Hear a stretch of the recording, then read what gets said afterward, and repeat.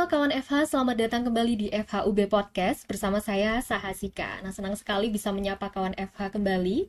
Nah, kali ini kawan FH kita akan membicarakan atau membahas salah satu topik yang sangat hangat diperbincangkan di Indonesia saat ini. Karena pada tanggal 24 Februari tahun 2025 kemarin, Presiden Prabowo Subianto mengesahkan atau meluncurkan Danantara atau Daya Anagata Nusantara yang lembaga ini digadang-gadang akan membawa perubahan besar dalam pengelolaan aset negara. Nah, untuk membahas ini lebih lanjut tentu saja di sini kita selalu kedatangan narasumber yang kompeten di bidangnya. Di sini saya sudah bersama Bapak Dr. Reka Dewantara SHMH. Selamat datang Bapak. Selamat datang. Baik. Beliau ini merupakan dosen dari Fakultas Hukum Universitas Brawijaya dan juga ahli di bidang hukum, ekonomi, dan bisnis. Betul ya, Pak? Ya. Baik, mungkin langsung saja kita masuk ke pembahasannya ya, Bapak. Terkait Danantara yang baru saja disahkan ini, mungkin Bapak bisa menjelaskan sedikit sebetulnya Danantara ini apa gitu. Ya. Mengapa ini menjadi urgent? Monggo, Pak. Oke, baik. Terima kasih, Mbak. Oke, saya rasa ini juga menjadi salah satu entry point ya, dan menjadi banyak perbincangan begitu ya. Bahkan ada yang mengatakan yang namanya kabar ini sudah mulai sering ya kita dengar sehari-hari. Nah, terkait dengan Danantara ini, memang kalau misalkan kita coba perbandingkan ya, ini sebenarnya ada beberapa negara yang sudah mencoba itu ya. Salah satunya adalah Singapura misalkan, dengan ada yang namanya adalah Temasek. Nah, Danantara ini adalah yang kita sebut sebagai super holding company ya. Nah, holding company ini adalah sebagai sebuah perusahaan induk ya, atau yang kita kenal itu dengan perusahaan grup begitu. Nah, berarti kalau dia telah perusahaan induk, nanti dia akan membawahi ya beberapa perusahaan-perusahaan BUMN lain yang akan ada di bawahnya. Dan beberapa kabar yang terdengar ini adalah mulai 3 bank himbara ya, atau bank himpunan bank negara itu mulai ada Mandiri ya, kemudian ada BRI ya, dan juga ada BNI. Bahkan akan diikuti oleh 3 yang lain, dan salah satunya adalah INA ya, sebagai salah satu BUMN yang bergerak di bidang sovereign wealthy fund begitu. Nah, yang menarik di sini adalah terkait dengan holding company ini. Kalau misalkan kita lihat dari sisi regulasi, ini juga sesuatu yang baru karena kita bicara norma ya. Kenapa baru? Karena memang dari sisi undang-undang perseroan terbatas nomor 40 tahun 2007 ini belum ada ya yang mengatur tentang perusahaan grup.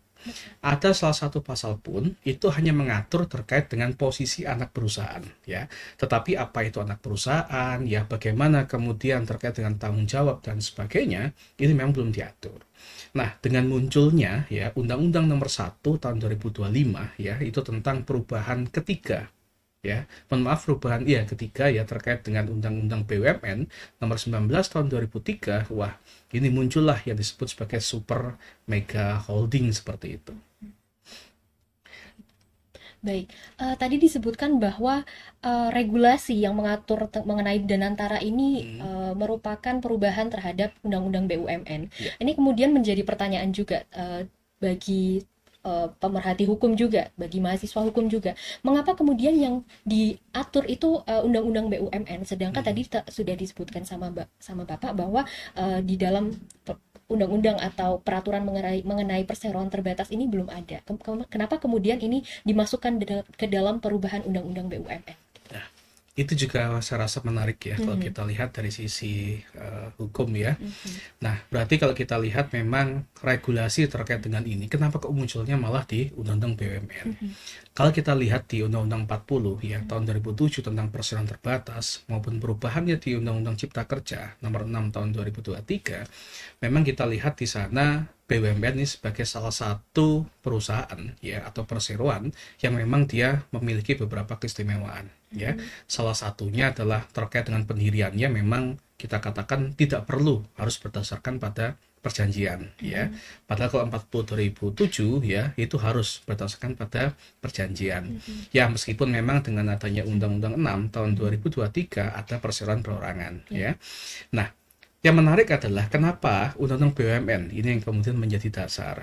Kalau kita lihat memang keinginan pemerintah salah satunya adalah dulu pada saat Omnibus Law adalah ingin mencoba untuk memperkuat ya terkait dengan posisi bisnis kita ya, sehingga muncullah yang disebut sebagai motonya adalah easy doing business ya. Jadi bisnis di Indonesia itu mudah begitu ya, dengan cara apa, penyederhanaan regulasi-regulasi yang harusnya 5 meja itu menjadi 1 meja dan sebagainya. Nah, untuk memperkuat itu maka muncullah lagi di perubahan undang BUMN. Kenapa? Karena BUMN yang kita ketahui ya sebagai badan usaha milik negara, dia memang memiliki posisi kuat di sini dalam bisnis di Indonesia ya. Di mana posisi negara di sini kan 50% plus 1 ya sebagai pemegang saham mayoritas, dan plus dia juga sebagai pemegang saham pengendali. Nah, dengan adanya muncul Danantara ini ya, berarti kan di sini nanti ada beberapa perubahan struktur ya yang nanti akan muncul. Salah satunya adalah kalau dulu itu yang nanti akan memegang di sebagai pemegang saham di RUPS itu kan Menteri BUMN ya. Sebenarnya Menteri Keuangan, tetapi kemudian ada delegasi ya kepada Menteri BUMN.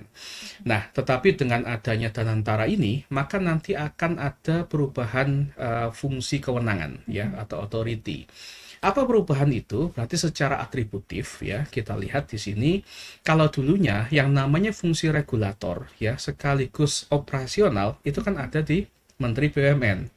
Nah, dengan adanya perubahan di Undang-Undang BUMN dengan adanya Danantara ini, maka nanti Menteri BUMN hanya berhenti fungsinya itu hanya sebagai regulator begitu ya.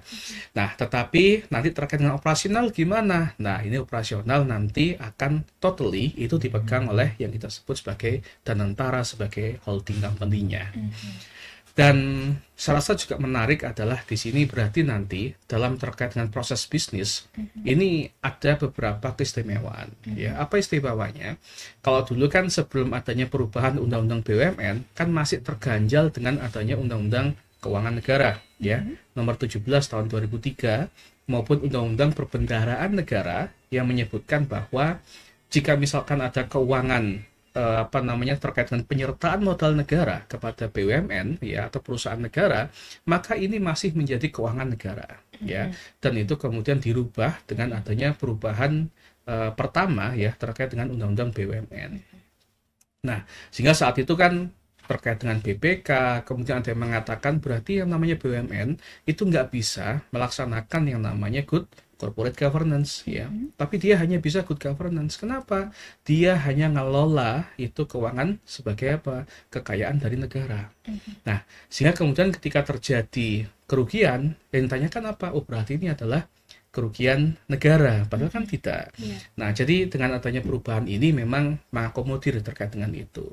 Dengan adanya Danantara ini adalah sebagai mega holding ya, berarti dapat dikatakan yang namanya proses bisnis ini sudah benar-benar menjalankan yang namanya good corporate governance. Itu positifnya. Baik, ini menarik sekali. Kemudian tadi juga disebutkan bahwa Danantara ini menjadi super atau mega super holding ya terhadap BUMN ini. Kemudian muncul pertanyaan lagi dari masyarakat, apakah ini akan menimbulkan sentralisasi terhadap BUMN ini? Apakah nantinya BUMN tidak bisa seefisien atau tidak semandiri sebelum adanya Danantara ini? Bagaimana Bapak itu? Oke, itu juga menarik ya, dan bahkan sering kemudian ada kabar-kabar yang ini katanya netizen sudah mulai bergerak kan gitu ya. Nah, tapi sebenarnya gini, kalau kita lihat dari sisi norma ya, bahwa dengan adanya Danantara ini ya harus kita bedakan, misalkan kita tarik terkait dengan konsep korporasi ya, itu ada beda antara yang namanya induk ya atau perusahaan induk itu dengan yang namanya parents company atau corporation. Apa bedanya? Kalau ini adalah yang disebut sebagai perusahaan induk ya, maka di sini dia tidak mengerjakan yang namanya proses bisnis yang harusnya itu adalah dipegang oleh anak. Atau dengan kata lain, antara induk dengan anaknya itu mereka memiliki proses bisnis yang beda. Misalkan gini, induknya ya dia bergerak di bidang investasi ya, anaknya bergerak di bidang fungsi intermediasi atau perbankan. Nah, ini berarti disebut sebagai perusahaan grup ya, dan dia ada induk dan anak atau subsidiary. Tetapi kalau parents ya, ini dia masih ikut ya dalam proses bisnis yang nanti akan dilakukan oleh si anak. Nah, berarti kalau kita kaitkan dengan itu, bagaimana kemudian dengan Danantara yang kita dengar katanya nanti akan ada sentralisasi dan sebagainya ya. Nah, kita lihat dari sisi positifnya memang kita katakan tidak Kenapa? Karena ada proses bisnis yang diatur di Undang-Undang Nomor 1 Tahun 2025, dan antara ini hanya fokus terkait dengan investasi. Baik. Yang dulunya investasi-investasi yang kemudian dilahirkan dari keuntungan-keuntungan BUMN, ini masih bingung pemerintah, ini mau diarahkan kemana. Sehingga banyak yang seharusnya itu menjadi keuntungan negara itu hilang, ya. Bahkan masyarakat pun sebagai pemilik, ya, terkait kekayaan negara tadi, itu mereka kadang menanyakan, terus yang saya investasi ini kemana, karena nggak jelas. Nah, dan antara sisi positifnya adalah dia nanti akan mengumpulkan seluruh keuangan atau kekayaan atau keuntungan yang didapatkan dari beberapa BUMN, dijadikan satu dan kemudian dia akan investasikan. Ketika mendapatkan keuntungan, nah maka ini akan masuk menjadi penerimaan negara. Nah, itu positifnya. Tapi dari sisi negatifnya, ya kan ya, kita lihat di sini, berarti ada hal-hal yang kemudian dapat kita katakan ini satu, terkait dengan perbankan misalkan, ya, yang kemudian akan menjadi anak dari Danantara tadi, berarti dia tidak bisa independen. Ya kan? Kenapa? Berarti kan yang namanya Danantara, dia kan akan menjadi pemilik atau pemegang saham, pengendali atau mayoritas dari perbankan tadi. Bagaimana kemudian terkait dengan pertanyaan kepailitan? Ketika kemudian Danantara misalkan dipilotkan, atau misalkan anaknya yang kemudian ada permohonan pilot, ya, atau misalkan ada fraud dan sebagainya, siapa yang tanggung jawab? Nah, kalau seperti itu, maka kita bisa lihat seperti ini. Ada salah satu pasal juga di Undang-Undang Nomor 1 Tahun 2025 maupun di peraturan pemerintahnya tahun 2025 itu juga mengatur bahwa yang namanya Danantara ini tidak bisa dengan serta-merta dengan mudah dimohonkan pilot. Kenapa? Satu, dia memiliki keistimewaan. Ada yang mengatakan ini sebagai imunitas, katanya gitu, ya. Tapi sebenarnya ini keistimewaan. Kenapa? Karena dia adalah pengelola investasi pemerintah, ya kan? Nah, keistimewaannya apa? Yang bisa memohonkan pilot yaitu hanyalah Menteri Keuangan. Itu pun harus ada persetujuan dari DPR. Jika DPR kemudian tidak setuju, ya nggak bisa, ya. Ini kemudian ada permohonan pilot meskipun dari beberapa kreditur, ya, dan sebagainya. Nah, ini yang menjadi salah satu keistimewaan. Tapi sisi lain, ketika tidak dipilotkan, padahal Undang-Undang Kepilotan Nomor 37 Tahun 2004 kan intinya adalah melindungi kreditur. Ketika haknya kemudian tidak bisa tidak bisa diambil begitu, ya, dengan adanya imunitas ini. Nah, terus gimana? Bisa-bisa yang namanya kreditur juga ikut kolaps begitu, ya. Nah, kemudian yang kedua yang kita kenal dalam Undang-Undang Kepilotan, di kita kan tidak mengenal yang namanya insolvensi. Ya, insolvensi ini hanya dikenal itu di negara-negara common begitu, sivilnya nggak mengenal, ya. Nah, tetapi di dalam undang-undang ini, ya, itu terkait dengan Danantara itu harus ada dulu yang namanya adalah tes insolvensi, ya. Nah, ini yang beberapa hal yang kadang sedikit merubah, ya, atau mungkin terjadi gradasi dari sistem hukum kita. Sudah nggak kenal lagi dalam bisnis itu ini civil law, ini common law. Nah, ini yang mulai berkembang sekarang, Mbak. Ini menarik juga, Pak, dengan perkembangan yang seperti itu, bahwa ada pergeseran tentu saja. Mungkin bisa dibilang untuk saat ini perekonomian Indonesia sudah bergeser dari bergantung pada APBN, sekarang sudah mulai berinvestasi seperti itu, ya, betul ya. sekali. Nah, dengan perubahan yang semacam itu, kemudian dikenal juga tadi tentang insolvensi, dan ada tadi konsep yang dibilang sebagai imunitas, ya, seperti itu. Apakah regulasi sekarang ini sudah cukup kuat untuk melakukan perubahan sebegitu besar dalam sistem ekonomi di Indonesia? Seperti apa itu, Bang? Ya, ini juga kalau misalkan kita lihat, ya, dari beberapa peraturan perundang-undangan yang ada, memang untuk yang Undang-Undang Nomor 1 Tahun 2025, saya juga belum membaca secara full, ya, karena di beberapa website ini belum bisa diunduh dengan mudah begitu, ya, mungkin karena masih baru. Nah, tetapi ada beberapa hal yang mungkin perlu untuk kita coba cek atau recheck, ya, sebagai orang hukum adalah apakah memang sebagai orang bisnis ini harus ada yang namanya mitigasi resiko, ya. Mitigasi resiko gimana melihatnya? Berarti kan harus ada yang namanya manajemen resiko itu sendiri, ya. Nah, memang kemarin Pak Presiden Prabowo, ya, itu juga sudah menekankan bahwa untuk yang Danantara ini nanti akan ada yang namanya proses audit, ya. Jadi mulai audit internal, kemudian audit independen. Untuk apa? Untuk mengecek terkait dengan compliance-nya. Bagaimana kepatuhan Danantara ini nantinya itu terkait dengan aturan, prinsip ya, maupun ada kebijakan-kebijakan yang nanti akan dikeluarkan oleh pemerintah begitu. Nah, tetapi memang kita sebagai ya pemerhati ya di bidang hukum, apalagi para akademisi ya, ini saya rasa membuka peluang begitu ya nanti juga untuk mengecek ya apakah memang dalam peraturan-peraturan tersebut itu sudah mengakomodir terkait dengan yang saya sampaikan tadi. Karena sekali lagi ini bukan sesuatu yang mudah ya. Satu, ini masih pioner ya, masih baru. Kemudian yang kedua, karena namanya telah super holding ya, dia memegang investasi yang, karena kemarin gini, sebagai untuk perbandingan saja, sebelumnya kan sudah ada Perpres maupun PP yang membentuk atau mengatur terkait dengan Sovereign Wealthy Fund itu, ya SWF yang kita sebut sebagai INA itu. INA itu sendiri memang saat itu memang masih banyak kelemahan-kelemahan begitu ketika dia melakukan memiliki kewenangan terkait dengan pengelolaan investasi begitu. Nah, pengelemahannya apa? Saat itu yang masih menjadi pertanyaan adalah yaitu tadi, apakah memang imunitas benar-benar berjalan? Ataukah peran pemerintah yang sangat besar di sini ya, itu satu sisi dia bisa menguatkan posisi atau kedudukan hukum dia, tetapi sisi lain ya, istilahnya baik kalau katanya orang Jawa itu cawe-cawe begitu ya. Kalau ini nggak sesuai dengan katanya saya, ya tolong jangan. Bahkan mungkin terkait dengan penunjukan dewan komisarisnya saja, ya mohon maaf, fit and proper test kadang nggak berjalan, ya kan ya. Sehingga kadang ada orang mengatakan, oh pokoknya dia public figure, ya bisa menjadi ya namanya dewan komisaris kan gitu. Nah memang di dalam aturan kita tidak ada kewajiban untuk melakukan yang namanya fit and proper, kecuali ya itu untuk dewan komisaris yang bergerak di bidang sektor jasa keuangan.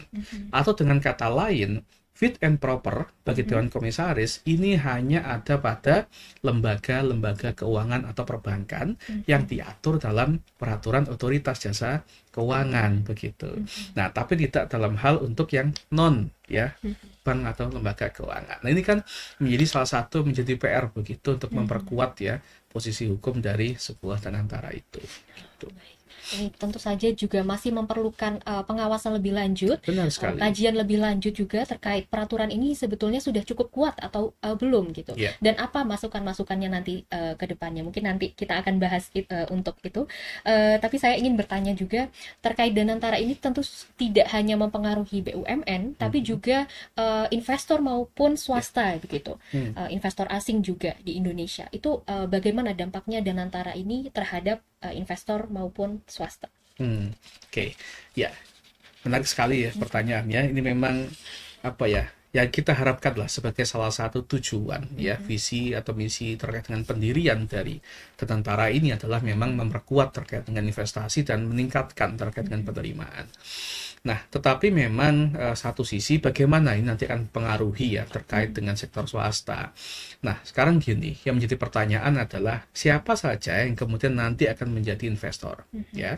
Nah, kalau misalkan ini adalah perusahaan bidang perbankan, misalkan ya, kita kan tahu sendiri ada yang namanya adalah prinsip know your customer begitu. Kita harus tahu siapa yang kemudian menjadi seorang nasabahnya begitu. Nah, tapi kalau sudah masuk sektor investasi, nah ini luar biasa. Investasi kan mungkin bukan hanya dalam bentuk surat berharga ya, tapi investasi juga sekarang dalam bentuk aset-aset kripto misalkan itu juga bisa menjadi aset investasi ya dengan adanya peraturan Bapepti yang mengatur terkait dengan komoditas begitu. Nah, ketika kemudian ini masuk ya, saya rasa bukan hanya sektor swasta saja yang perlu kita waspadai, adalah terkait dengan kalau sifatnya adalah cross border ya. Sekarang kan yang namanya joint venture ya kan ya, kita bisa menarik sebesar-besarnya ya. Mohon maaf, ada beberapa negara-negara yang kemudian sudah mulai tertarik memang untuk menginvestasikan di sana begitu ya. Kenapa? Berarti kan kalau dia coba investasi di sana misalkan dalam bentuk saham, kan ada dua keuntungan ya yang akan dia dapatkan. Ada capital gain ya kan ya, ada juga dividen. Nah, ketika kemudian dia menjadi salah satu pemegang saham di sana ya. Nah, seharusnya peran pemerintah harus kuat di sini ya. Satu sisi memang semakin banyak sektor swasta akan masuk di sana, sisi terkait dengan cross bordernya juga akan semakin masuk ke sana, ya akan semakin maju juga terkait dengan Danantara ini ya. Nah, tapi memang harus diperhatikan dan harus berhati-hati adalah terkait dengan pengelolaannya sekali lagi. Harus benar-benar diawasi ya.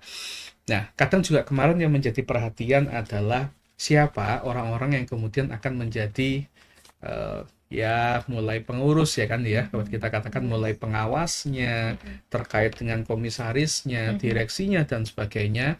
Ada beberapa nama yang mungkin santer dulu adalah mantan OJK, misalkan ada Mulyaman Hadad ya, bahkan dulu awalnya malah terdengarnya ada Burhanuddin ya kan ya, yang mantan sebagai gubernur dari Bank Sentral ya kan. Nah, permasalahan-permasalahan terkait dengan ini harus segera diselesaikan dulu ya. Jadi dengan menunjuk siapa yang kemudian akan menjadi salah satu pengurus operasional ya dari Danantara ini ya, baru kemudian kita bisa keluar begitu untuk menunjukkan ya bahwa memang sektor private ya pasti ada pembatasan ya. Kenapa? Sekali lagi 50% itu harus tetap ya dipegang. Jangan sampai misalkan tiba-tiba karena saking santernya private ingin masuk, internasional akan masuk ya, dampaknya apa? Negara malah berkurang begitu ya, nggak sampai 50% plus 1 loh. Berarti kan ini bukan BUMN ya. Nah, sehingga keistimewaan yang memang dimiliki oleh BUMN nggak apa-apa lah kita berikan, tetapi sekali lagi mitigasi resiko ya sama compliance ini harus benar-benar diperhatikan bagi para pengurusnya nanti. Baik. Apalagi terkait investasi ini sangat berkaitan dengan trust ya Pak ya. Benar sekali ya, sangat berkaitan dengan trust, makanya kompetensi dari pengurus itu juga harus dipertanggungjawabkan. Apalagi tadi berkaitan dengan cross border. Nah, terkait ini ada juga yang menarik, yaitu salah satu anggota Dewan Pengawas yang ditunjuk ini adalah mantan Perdana Menteri Inggris begitu. Apakah ini juga termasuk strategi dalam pembentukan Danantara ini supaya membangun trust dalam investor asing mungkin, atau seperti apa? Dan bagaimana dalam sistem hukum di Indonesia, apakah hal seperti itu memang diperbolehkan untuk menunjuk figur asing seperti itu, dan dampaknya seperti apa terhadap kedaulatan ekonomi Indonesia maupun trust dari investor asing begitu, Bapak? Oke. Ya, memang kita sempat mendengar ya ada Tony Blair ya kalau nggak salah, mantan Perdana Menteri Inggris kemudian ditunjuk ya. Oke, satu sisi memang kadang yang namanya sosok atau public figure ini kan sangat mempengaruhi ya, apalagi di era digital seperti sekarang. Nah, salah satu keinginannya ya Presiden saat itu kenapa kemudian menunjuk si Tony Blair ya, itu memang untuk mengattract ya, bahwa di sini ada salah satu bentuk kepercayaan yang muncul ya, bahwa kita aman ya. Jadi Anda investasi di kami ya, itu aman ya. Nah, tetapi ada satu sisi lain adalah ketika kemudian ada sosok tadi itu adalah sebagai perwakilan dari sebuah negara, dan ya gimana ya coba mengatakan ya, akan ada negara-negara yang kemudian ini bukan golongan tertentu ya dan sebagainya ya. Nah, pasti kan kemudian di belakang Tony Blair yang kemudian akan muncul kan adalah negara-negara yang memang itu adalah mendukung terkait dengan kebijakan itu. Nah, tetapi bagaimana yang tidak, pasti mereka akan coba mundur. Padahal kadang-kadang mereka yang mundur ini justru malah dapat kita katakan punya potensi yang lebih bagus begitu ya. Nah, sehingga misalkan kita akan coba bagaimana kemudian penunjukan Dewan Pengawas ini berpengaruh ya, dengan adanya nama Inggris yang kemudian muncul di sana ya. Nah, berarti kan satu, kita mau nggak mau ada beberapa sistem yang nanti harus kita lakukan penyesuaian ya. Salah satunya apa? Berarti satu dari sisi penormaan ya, kita negara-negara common law ya harus kita coba gunakan itu. Misalkan apa? Terkait dengan penggunaan data pribadi, misalkan GDPR ya ini harus kemudian dipakai ya kan ya. Nah, dan beberapa regulasi lain yang saya rasa nanti akan pengaruhi juga ya terkait dengan kebijakan yang akan dibuat oleh PT Danantara maupun di susunan pengurusnya itu ya. Nah, kadang apakah hanya Tony Blair saja ya? Memang banyak ya beberapa yang kemudian ditunjuk ya, yang mantan itu ya kan. Nah, tapi saya nggak berkomentar itu karena kita akademisi juga ya. Tapi intinya kalau dari sisi norma ya, yang harus diperhatikan yang tadi itu ya, Mhm. harus ada fit and proper ya. Betul. Kemudian ketika akan menunjuk siapa investor ya, kamu harus punya yang namanya your customer seperti apa Mhm. begitu ya. Investor jangan cuma dilihat dananya saja yang masuk ya, tapi sekali lagi kita harus melihat, karena gini, meskipun ada adagium ya dalam investasi kan yang namanya adalah high risk high revenue Mhm. begitu ya. Sehingga kenapa kemarin ketika ada fintech ya kan ya, yang kemudian tidak direkomendasikan oleh OJK sebelum lahirnya Undang-Undang Nomor 4 ya Mhm. tahun 2023 tentang P2SK, nah itu banyak terkait dengan fintech yang kemudian tidak direkomendasikan ya, Mhm. itu justru malah orang malah milihnya ke sana untuk Mhm. investasi Mhm. begitu ya. Kenapa? Lebih menjanjikan Pak gitu loh. Kamu nggak Mhm. takut uangnya hilang, nggak masalah, yang penting ini menjanjikan Iya. begitu. Nah, pemerintah kan saya rasa nggak seperti itu, Ya. begitu ya. Pasti ada yang kita sebut sebagai barikade-barikade, mulai norma, kebijakan ya, untuk kemudian mengurangi ya Mhm. resiko ya, terutama apa gagal bayar, fraud ya kan Mhm. ya, dan Mhm. sebagainya. Baik, terkait banyak sekali ini kan perubahan yang sangat baru begitu. Tadi juga ada banyak apa ya? Banyak sekali hal-hal yang bisa menjadi tantangan juga bagi Hmm, negara untuk mengelola Danantara ini. Termasuk juga uang yang dikelola oleh Danantara ini kan sebagai super holding BUMN ini juga sangat besar. ya, Nah, bagaimana kemudian mekanisme pengawasan terhadap Danantara ini sebagai lembaga baru? Seperti apa itu, Pak? oke, baik. Nah, untuk pengawasan berarti tidak bisa kita lepaskan ya bahwa memang Mhm. statusnya ya, badan hukum ini ya adalah sebagai sebuah apa namanya, BUMN ya, atau Mhm. badan usaha milik negara. Mhm. Berarti kan tidak bisa kita lepaskan, di sana harus ada peran ya, Mhm. terutama adalah dari pemerintah Mhm. begitu. Nah, untuk pengawasan memang untuk sementara ini kan ada beberapa dewan pengawas ya yang kemarin Mhm. kemudian sudah ditunjuk. Kemudian yang kedua adalah sekali lagi kita lihat terkait dengan aliran dananya dari mana. Apakah kemudian ya nanti ada penyertaan modal pemerintah yang katanya dengar-dengar juga lumayan fantasi juga begitu Mhm. ya. Yang ini nanti kemudian akan dikelola ya Mhm. oleh Danantara itu sebagai modal dasarnya nantinya. Nah, terkait dengan pengawasan itu ya, maka bagaimana kemudian pihak Danantara itu mencoba untuk mengefisiensikan ya. Nah, sekali lagi kita sebagai orang hukum ya, karena bukan akuntansi ya kan ya. Mhm. Nah, kita lihat gimana doktrin-doktrin ini harus diperhatikan Mhm. nantinya ya. Mulai apa? Bagaimana fiduciary duty ya yang Mhm. kemudian akan dilakukan oleh para pengurusnya nanti, mulai direksi, manajer dan sebagainya ya. Mhm. Yaitu harus dilakukan dengan itikat baik dan penuh tanggung jawab ya kan ya. Mhm. Nah, fiduciary duty kan tidak hanya dilihat dari sisi fiduciary saja ya, tapi apa? Dilihat mulai duty of skill-nya, apakah memang dia seseorang yang punya capability di Mhm. sana. Dilihat dari sisi apa? Duty of loyalty-nya ya, bahwa ini adalah sebagai perusahaan negara. Mhm. Ada uang rakyat yang kemudian masuk di sana untuk kamu kelola Betul. begitu ya. Mhm. Kemudian yang ketiga adalah duty of care ya. Mhm. Kamu harus apa? Prudent, berhati-hati ya. Berarti di sini harus ada menyiapkan ya dari sisi regulasi, menyiapkan dari sisi perangkat dan sebagainya untuk mengawasi kemana aliran dana ini datang dan kemana nanti akan keluar. Mhm. Ya, jangan sampai ya, mohon maaf, tahun 2008 saat itu memang pernah terjadi krisis ya di Amerika Mhm. Serikat Mhm. ya, yang disebutkan oleh subprime mortgage saat itu. Kenapa? Itu karena pemerintah sudah mulai tidak awas, pemerintah Amerika Serikat saat itu, ketika mereka kemudian akan investasi kepada properti Oke. ya. Ketika kemudian propertinya apa namanya berkembang, oke-oke saja lah ya. Nah, namanya investasi kan ada yang mengatakan ini adalah ada yang kita sebut sebagai direktif ya, dan juga ada reduksi terkait dengan nilai. Kita punya uang 100.000, investasinya kan bukan uang 100.000-nya, tapi apa? Nilainya. Iya. Nah, subprime mortgage jatuh ketika kemudian propertinya mulai lesu saat Mhm. itu, sehingga kemudian terjadilah penumpukan hutang yang besar-besaran. Mhm. Ketika pemerintah akan membayar dengan APBN mereka nggak kuat, Mhm. terjadilah inflasi dan sebagainya. Ini yang harus kita berhati-hati, Baik. bagaimana kemudian mulai pengawasannya ini menjadi salah satu entry point terkait dengan itu.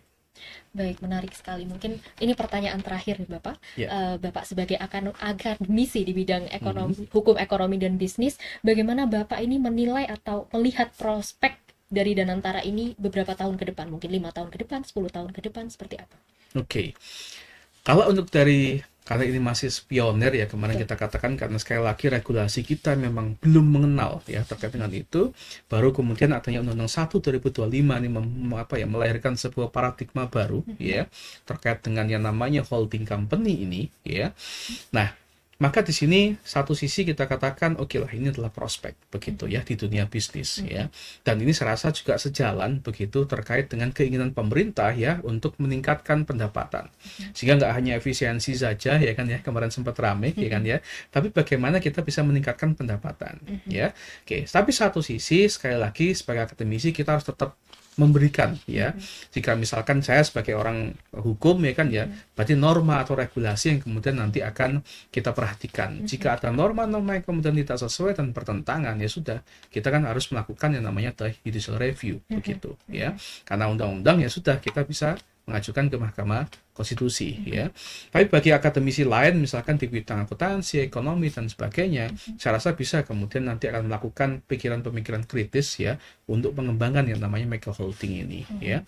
Dan saya rasa yang perlu diperhatikan adalah sampai sekarang apakah regulasi ini sudah memadai ya terkait dengan sektor-sektor bisnis apa saja ya yang kemudian nanti akan digarap ya istilahnya oleh si Danantara. Apakah hanya berhenti di investasi ataukah ya dia akan, karena mega nih ya, karena juga ada yang dengar nih katanya Pertamina, PLN juga masuk, dan itu kita kaitkan dengan konstitusi ekonomi pasal 33 ayat 2 ini adalah cabang-cabang produksi yang menguasai hajat hidup orang banyak. Ya. Kemudian 33 ayat 3, bumi, air, dan kekayaan yang terkandung di dalamnya dikuasai negara. Nah, dengan adanya Danantara yang apakah kemudian nanti dia akan mencoba masuk ke sana, proyek-proyek vital yang kemudian akan dinadanai dengan investasi yang masuk. Nah, ini yang kita sebagai akademisi harus terus ya kemudian untuk mengecek ya, memantau dan sebagainya. Baik, menarik sekali kawan FH. Bisa disimpulkan bahwa keberhasilan dari Danantara ini juga sangat dipengaruhi oleh kita sebagai akademisi atau praktisi hukum juga terkait regulasi dan bagaimana juga implementasi ke depannya. Selain itu juga political will juga berperan sangat penting gitu ya, pivot di dalam pengelolaan Danantara ini, dan juga tentu saja transparansi supaya masyarakat maupun investor mungkin juga bisa turut mengawasi dari pengelolaan Danantara ini. Terima kasih Bapak Dr. Reka atas waktunya. Kali ini perbincangannya sangat menarik karena topiknya sangat fresh ya kawan FH. Nah kawan FH, kalau kalian tertarik dengan episode ini, jangan lupa untuk like, komen, dan share ke orang-orang terdekat, dan jangan lupa untuk menonton episode-episode lain di FHUB Podcast. Selamat berjumpa kembali di episode lainnya. Dadah!